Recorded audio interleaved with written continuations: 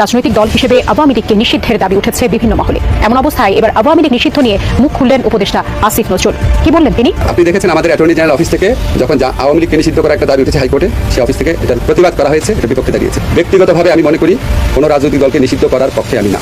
দেখুন, আমি যেটা মনে করি, কলমের খোঁচায় কোনো রাজনৈতিক দল, সেটা শিবির হোক, সেটা জামাত হোক, সেটা আওয়ামী লীগ হোক, সেরকম একটি পলিটিক্যাল পার্টিকে আপনি কলমের খোঁচায় নিষিদ্ধ করা, সেটা আমি কখনোই সমর্থন করি না। এই সরকারের উপদেষ্টাদের তামাশার মতো আমরা তামাশা করতে চাই না। সম্প্রতি ডক্টর মোহাম্মদ ইউনূসের পদত্যাগ গুঞ্জন ওঠার পর থেকে আওয়ামী লীগ দলটি গুরুতরভাবে ফিরে আসতে শুরু করেছে। চারদিকে শুধু একটাই কথা, সাবেক প্রধানমন্ত্রী শেখ হাসিনা ছিলেন বাংলাদেশের যোগ্য সরকার। আগে ধর্ষণের যে পরিমাণটা সংখ্যাটা এটা ছিল কম, কিন্তু এখন সংখ্যাটা কিন্তু বহুগুণে বেড়ে গিয়েছে। উপদেষ্টাদের আসলে চেয়ারে বসিয়েছে, এই যে শিক্ষামন্ত্রী, এই যে আইন উপদেষ্টা, এই যে স্বরাষ্ট্রমন্ত্রী, এই যে বিভিন্ন মন্ত্রীদের বিভিন্ন যে পদ আসলে তাদের যে কাজের যে আসলে ভাগ, এই যে তাদের এই কাজের ভাগটা, তাদের ওই দায়িত্বটা আসলে তারা হয়তো পালন করতে ব্যর্থ হচ্ছে। নইলে তো আসলে এই যে ধর্ষণটা, এই যে লুট, এই যে চিন্তায়, এই যে ডাকাতি, এটা কিন্তু আসলে বাড়তো না। প্রিয় দর্শক, এইমাত্র পাওয়া সর্বশেষ গরম বাংলা সংবাদ। এবার প্রকাশ্যে ছাত্র সমন্বয়করা কিভাবে কোটি টাকার মালিক হলেন আওয়ামী লীগের এক নেতা জানতে চাইলেন। ওদিকে 22,000 কোটি টাকা আত্মসাতের দায়ে নিষিদ্ধ হতে যাচ্ছে এনসিপি বলে দলটি। তবে কি এবার সাবেক প্রধানমন্ত্রী শেখ হাসিনার কপাল খুলতে চলেছে? তো দর্শক, আজকের ভিডিওটি খুব ইন্টারেস্টিং হতে চলেছে, না টেনে স্ক্রিনের মাধ্যমে পরিপূর্ণভাবে দেখে আসি। তো প্রিয় দর্শক, ভিডিওটি ভালো লাগলে এটা লাইক করবেন আর কমেন্ট করে মতামত জানাতে ভুলবেন না। তো দর্শক, চলুন ভিডিওটি কি হতে চলেছে স্ক্রিনের মাধ্যমে মনোযোগ সহকারে দেখে আসি। যে সমস্ত টাকা পয়সা আমারই ছেলে ছাত্র, আমার একজন ছেলে আল্লাহর রহমতে গোলাম মোস্তফা স্কুল অ্যান্ড কলেজে পড়ে, আরেকজন আছে মান্নানে। মনে করেন আমার ছেলে, আমি যদি 10টা টাকা দিই তাহলে সেই স্কুলে যায় এবং টিফিন খাইতে পারে, গাড়ি ভাড়া দেয়, আর না দিলে সে পায় না, তার প্রাইভেটের টাকাটা আমার দেওয়া লাগে। এখন দিন শেষে মনে করেন হঠাৎ আঙ্গুল ভিলা কলা গাছ, আমার ছেলে এই টাকা কই পেয়েছে? প্রশ্ন অবশ্যই আমি বাবা মা আমার জাগবে, যারা আশেপাশে জনগণ আছে তাদের জাগবে, সে টাকা কই পেয়েছে? এখন ছাত্ররা 2 দিন হয়েছে দল করছে, তারা এই দলের 300 আসনে নির্বাচন করবো, এই টাকা তারা কই পেয়েছে?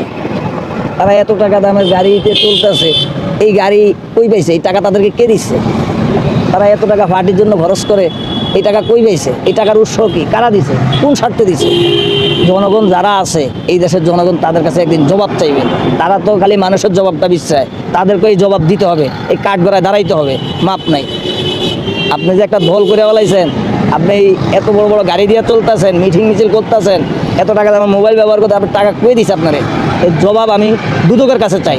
দুদক যেতে সঠিক সময় সঠিক সিদ্ধান্তটা নেয়, খালি এক দলের হয়ে দুদক যেটা কাজ না করে, এটা দুদকের কাছে আমাদের দাবি থাকবে।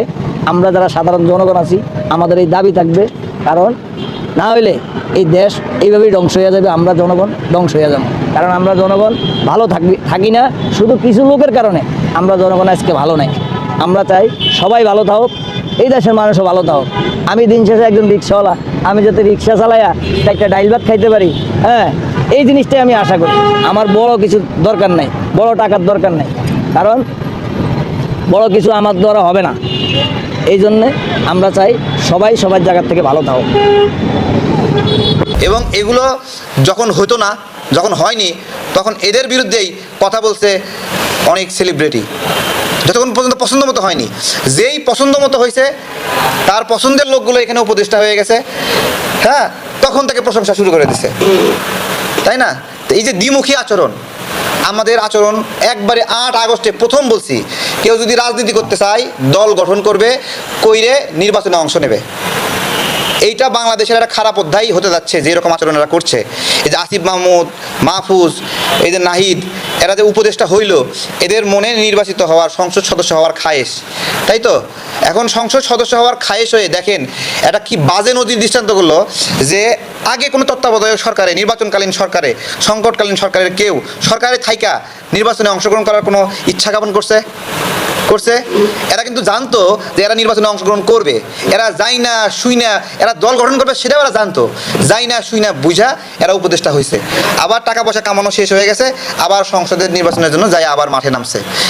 এই মাঝখানে নাহিদ ইসলাম, ডক্টর শাহিদ নামে একজন আওয়ামী লীগের দোসর, বঙ্গবন্ধু শিক্ষক পরিষদের, তাকে নিয়োগ দিছিল না ঘুষ খাইয়া? শেষে আমরা যখন ধরছি, তখন গিয়ে বলে যে একটা মানে ফ্যাসিবাদ বিরোধী আন্দোলনের রাজনৈতিক দলের পরামর্শে তাকে নিয়োগ দিছিল। বঙ্গবন্ধু পরিষদের হলো নাম দিছে, সেই শিক্ষক নিয়োগকে সে নাম দিছে অন্য একটা রাজনৈতিক দলের নাম। আমি কই তুমি নিজে এই কুকাম করছো, কইরা নাম দিছো একটা রাজনৈতিক দল। এই একটা রাজনৈতিক দল কোন রাজনৈতিক দল সেটা তুমি বললা না কেন? তুমি তো সব রাজনৈতিক দলকে তুমি গায়ে নোংরা লাগাই দিলা। কামটা করছো তুমি নিজে। তুমি যে নিজে যে কামটা করো এর প্রমাণ ওয়াসার নিয়োগে তোমার নাম 2বার ছিল এখানে। নাহিদ ভাই, তোমার নাম 2বার ছিল। এখন ক্ষমতা থেকে নাইমা তুমি হলো বিভিন্ন দাবি দাওয়া করতেছো। তুমি তো নিজেও এখানে দাবিতে ছিলা। বা ইন্টারনেটের বিল 1 বছর আগে কি করতাম, এখন কি করতাম, দ্বিগুণ টাকা ভরেও কাজ হয় না। হয় না কেন বলেন? কেন হচ্ছে না? এরা যখন দায়িত্বে থাকে ভুলে যায়, টাকার লোভে সারাক্ষণ হাতায় হাতায়। আপনার ওই যে একটা গল্প আছে না, যে তুমি এই ঘরে ঢুকে যত টাকা বাবা নিবা, খাওয়া দাওয়া করবা নিবা, এখন ও টাকার স্বপ্নে নাচতে নাচতে নাচতে নাচতে এখানে ঘুম অজ্ঞান হয়ে গেছে। নাহিদ ইসলামের অবস্থা হয়েছে এইরকম, উপদেষ্টা হয়ে ও টাকা হাতাইতে হাতাইতে ও অজ্ঞান হয়ে গেছে। তারপরে ক্ষমতা ছাইরা দেখে ও আমি তো কিছুই করতে পারলাম না। সেই মেয়র, এটা প্রত্যেকটা মানুষ, একটা রাজনৈতিক দল বলেনি। আরে ভাই, ইশরাক তো রাজপথের তার সহযোগিতা দ্বারা মার খাচ্ছিল, সকল নেতা পালায় যায়, সে দৌড়ায় যায়, তাকে সেভ করছে। এই যে দেশের জন্য ডেডিকেশন, রাষ্ট্রের জন্য ডেডিকেশন, গণতন্ত্রের জন্য ডেডিকেশন, যে জেল খাটলো, অত্যাচারিত নির্যাতিত হলো, এরকম মুসলিম একজন মানুষ মেয়র হতে পারবে না। কিন্তু ডক্টর ইউনূসের ভাল লাগে কোটায়, সেনাবাহিনীর ভাল লাগে কোটায়, আসিফ নাহিদের ভাল লাগে কোটায় কিছু মানুষ উপদেষ্টা হতে পারবে, যারা কিনা বাংলাদেশের নাগরিকই না, বিদেশি নাগরিকত্ব রয়ে এই দেশে এমপি নির্বাচন করতে পারে না, জেলা প্রশাসক নির্বাচন করতে পারে না, চেয়ারম্যান নির্বাচন করতে পারে না, কিন্তু এরা বাংলাদেশের রাষ্ট্রের সর্বোচ্চ নির্বাহী হয়ে গেছে। কেউ আমেরিকার নাগরিক, কেউ অস্ট্রেলিয়ার নাগরিক, কেউ সুইজারল্যান্ডের নাগরিক। এই হলো অবস্থা। এই মুহূর্তে আমার কি কি সংস্কার প্রয়োজন সেগুলো তো ভাবতে হবে। এই মুহূর্তে আমার আইন শৃঙ্খলার সংস্কার প্রয়োজন, নির্বাচন কমিশন সংস্কার প্রয়োজন, শিক্ষা সংস্কার প্রয়োজন। এই যে সামগ্রিক বিষয়গুলো, পররাষ্ট্র সংস্কার প্রয়োজন, মৌলিক যে বিষয়গুলো, সেই বিষয়গুলো যদি আমরা সংস্কার করতে পারি, একটা সুষ্ঠু নির্বাচন দেওয়া সম্ভব, দেশ একটা স্থিতিশীল অবস্থায় চলবে, সেরকম একটা পরিবেশ আসবে। কিন্তু এখন যদি আমরা মনে করি আমাদের কৃষি সংস্কার প্রয়োজন, আমাদের ওই নারী কমিশন সংস্কার প্রয়োজন, অমুক কমিশন প্রয়োজন, এই নানান জটিলতা দিয়ে আমরা জটিল করে ফেলি, তাহলে তো আত্মঘাতিক। তাহলে তো ওই হাসিনার মতো 41 সাল পর্যন্ত সংস্কার চলবে। ওই 41 সাল পরে আবার দেশের মানুষ ভোটের অধিকার ফিরে পাবে। এই 41 সালের যে একটা ধান্দাবাজি, সেটা থেকে আমাদের ফিরে আসতে হবে। আমাদের চিন্তা করতে হবে যৌক্তিক কিছু প্রয়োজনীয় সংস্কার, যে এই মুহূর্তে না করলে সেটা দেশের জন্য, জনগণের জন্য ক্ষতিকর হবে, সেই সংস্কারগুলো করতে হবে।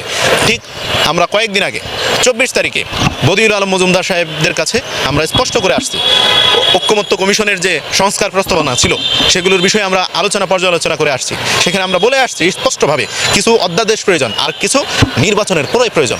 কোনগুলো নির্বাচনের পরে প্রয়োজন সেগুলো আমরা স্পষ্ট করে তাদেরকে বলে দিয়েছি, আর কোনগুলো এই মুহূর্তে প্রয়োজন সেগুলো আমরা বলে দিয়েছি, যেগুলো আপনারা এই মুহূর্তেই বাস্তবায়ন করার লক্ষ্যে কাজ করুন।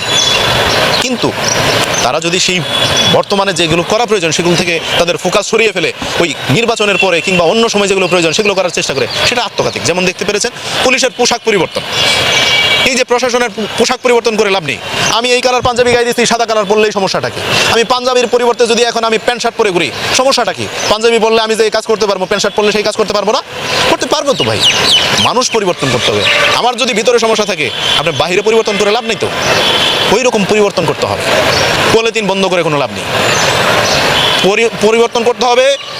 পরিবেশ যে ধ্বংস করছে মানুষের মগজ, মানুষের ব্রেন, মানুষের চিন্তা ভাবনা পরিবর্তন করতে হবে। আপনি পুলিশ সারা দিন যদি মাইকিং করেন, পলিথিন বন্ধ করেন, পাবলিক সেটা শুনবে না তো। মানুষকে সেটা বোঝাতে হবে, হরণের বিষয় নিয়ে মানুষকে বোঝাতে হবে। এই ধরনের বিষয়গুলো চিন্তাশীল জায়গা থেকে চিন্তা করতে হবে। আর যদি সেগুলো না করতে পারে, তাহলে ব্যর্থতার দায় অন্তর্বর্তীকালীন সরকারকে নিতে হবে। সেই দায় তো আমরা নিব না, স্পষ্ট বারবার করেছি আমরা। অবশ্যই ব্যর্থতার পরিচয় দিচ্ছে তারা, কারণ 8 মাস পেরিয়ে যাচ্ছে, এখন পর্যন্ত তারা যৌক্তিক কোনো কিছু জনগণের সামনে উপস্থাপন করতে পারে নাই যে আমরা আপনাদের জন্য এই কাজটা করছি। বলতে পারবে না তারা, সেই সুযোগটি তাদের নাই। যদি তারা সেটি বলতে পারতো তাহলে বলতাম যে হ্যাঁ, অন্তর্বর্তীকালীন সরকার সফলতার মুখ দেখছে কিংবা দেখেছে, কিন্তু ওনারা সেটি দেখতে পারে নাই। তারা ব্যর্থ হচ্ছে বারবার। আইন শৃঙ্খলা পরিবেশ দেখেন, এবং বৈদেশিক সম্পর্কের বিষয়গুলো দেখেন, অর্থনৈতিক বিষয় দেখেন, তারপর আপনার নির্বাচনের বিষয় দেখেন, শিক্ষা ব্যবস্থায় দেখেন। আজকে দুঃখজনক হলেও সত্য, অনেকগুলো কমিশন করেছেন সংস্কারের জন্য, শিক্ষা কমিশন ওনারা করতে পারেন নাই। তার মানে ওনারা চানি না শিক্ষা কমিশনের মাধ্যমে শিক্ষা ব্যবস্থা ভালো হোক, স্বাস্থ্য ব্যবস্থা ভালো হোক, হোক, এগুলো করলে দেশের জনগণের যে উপকার হবে। আপনারা জানেন একটা বিষয়, একটা জাতিকে বুলেট বোমা দিয়ে যতটুকু ঘায়েল না করা যায়, তার যে বিবেকবোধ, শিক্ষা ব্যবস্থা, সেটা যদি ধ্বংস করে দেওয়া হয় তাহলে একদম গোড়া থেকে উপরে ফেলানো সম্ভব। আপনি বুলেট বোমা মেরে আপনি কয়টা মানুষ মারতে পারবেন, কয়টা মানুষকে আপনি মানে শেষ করতে পারবেন, কিন্তু একটা জাতিকে ধ্বংস করে দিতে হলে তার শিক্ষা ব্যবস্থা ধ্বংস করে দিলে শেষ, সে আর কোনোদিন মাথা চারা দিয়ে উঠতে পারবে না, শেষ। এই হলো অবস্থা। তাহলে এই যে আওয়ামী লীগ দীর্ঘ 17টি বছর ক্ষমতায় থেকে শিক্ষা ব্যবস্থাটা ভেঙে চুরমার করে দিয়েছে, সেটা শিক্ষা ব্যবস্থা বলতেও আমাদের লজ্জা হয়। এটা শিক্ষা ব্যবস্থা হতে পারে না যেখানে নীতি, নৈতিকতা, আদর্শ এবং কর্মমুখী কোনো শিক্ষা নাই। সেটা কিভাবে একটা শিক্ষা ব্যবস্থা হতে পারে? এই হলো অবস্থা আজকে দেশের, যেগুলো আমাদের পরিবর্তন করার কথা ছিল সেগুলো পরিবর্তন না করার কারণে আজকে আমাদের এই বিহাল দশা। তো ধন্যবাদ।